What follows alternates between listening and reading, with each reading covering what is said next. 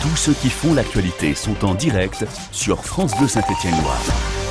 Il est 8h moins 10 sur France Bleu, alors que le maire de Rive-de-Gier dit ouvertement qu'il est contre l'arrivée dans sa commune de 2 familles syriennes. Nous recevons le président de Habitat et Humanisme. C'est l'association Emeline qui accompagne ces familles. Bonjour Jean-Luc Gambier. Bonjour. Alors que pouvez-vous nous dire sur ces 2 familles, s'il vous plaît? Alors oui, nous allons au total recevoir, pour ce qui nous concerne, 5 familles dans la Loire, dont 2 sur Rive-de-Gier. L'une d'entre elles est arrivée mardi. C'est une famille de 5 personnes, avec 3 enfants de 6, 8 et 10 ans, à ce qu'on a pu voir.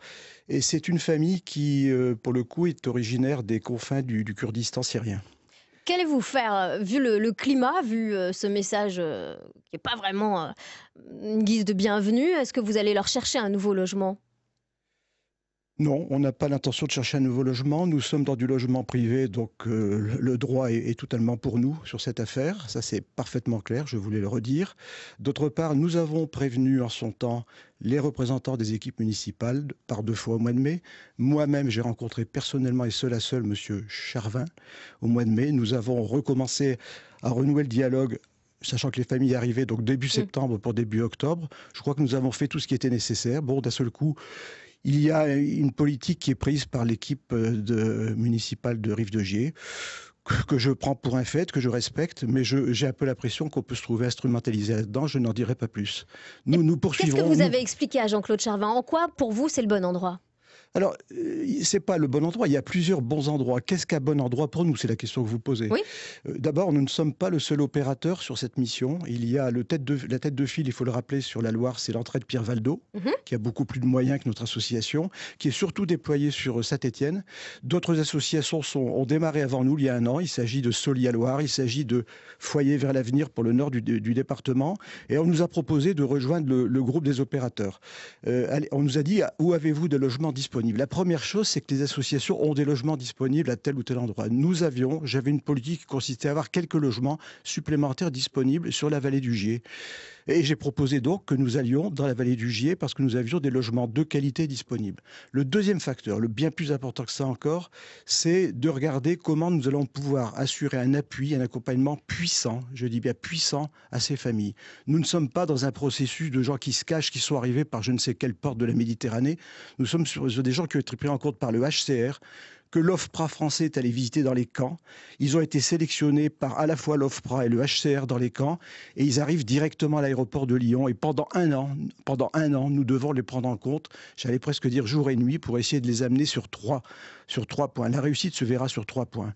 La santé recouvrée, ça peut être des familles. La priorité de choix dans les camps tient souvent à des critères de traumatisme de guerre, des critères physiologiques, des gens qui sont en difficulté. Première chose, recouvrer la santé, aller rapidement à l'hôpital Nord, faire des bilans, leur trouver un médecin traitant, retrouver le chemin de la santé. Deuxième élément, la maîtrise de la langue. Nous suivons, comme d'autres assos depuis assez longtemps, des migrants et des réfugiés pour nous apercevoir que si nous ne sommes pas là-dessus, à une opération puissante et concertée entre les différents opérateurs qui font de l'apprentissage de la langue, nous échouerons. Donc nous allons mettre, ce qu'on voit pour l'instant, c'est que les familles que nous avons reçues pour le moment, les 3 que nous avons reçues, elles semblent avoir une appétence assez forte pour s'insérer en Europe et apprendre le français. Ça, nous allons les aider puissamment. Et troisième élément, l'accès à l'emploi. Nous avons des spécialistes de l'insertion. Nous allons faire tout ce que nous pouvons pour les amener à l'emploi d'ici 1 an. À 7h53, notre invité ce matin, Jean-Luc Gambier, le président d'Habitat et Humanisme. Je précise, le HCR, c'est le Haut Commissariat des Nations Unies pour les réfugiés. Mais qu'est-ce que vous répondez à Jean-Claude Charvin qui dit « mais Rive-de-Gier n'est pas là pour accueillir toute la misère du monde ». Quand on lit sa lettre, c'est un peu ça en substance. Alors, je n'ai pas lu plus que ça la lettre, encore une fois, parce que je crois que ça vise d'autres instances que notre association. Je le redis, je pense, et je respecte donc les propos de monsieur le maire de Rive-de-Gier.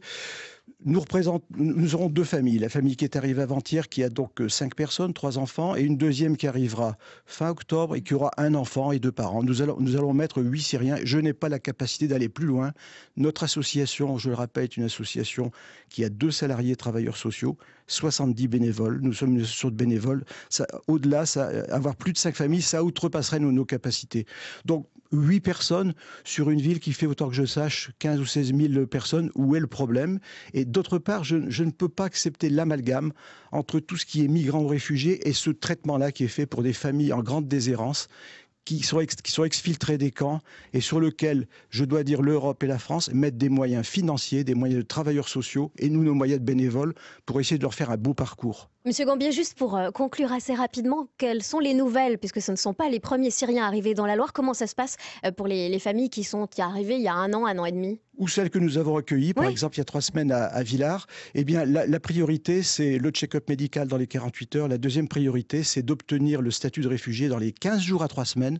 Le fait que l'OFPRA se soit déplacé dans les camps leur donne accès au statut dans 2-3 semaines, l'accès aux droits sociaux du territoire français. Mais je veux dire, ça se passe bien pour les familles qui sont arrivées bien il y sûr a que ça déjà se passe un moment. bien. Au bout de 2 mois, les personnes sont régularisées. Et ensuite, on peut dès le départ, on insère les enfants dans les écoles.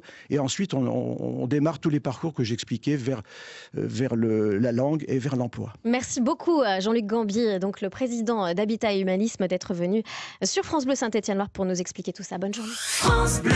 France Bleu Saint-Étienne-Loire.